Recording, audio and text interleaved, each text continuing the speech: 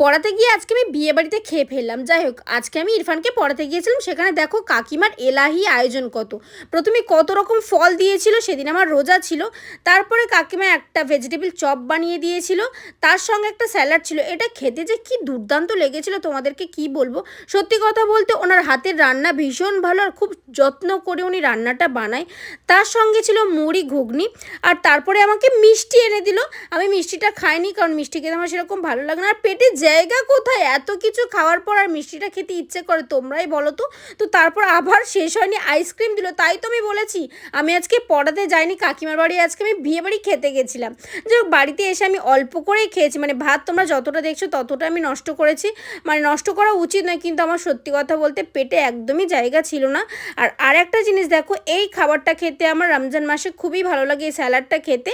তোমাদের কাদের কাদের ভালো লাগে অবশ্যই কমেন্টে জানিও। আজকের মতো আসি, টাটা।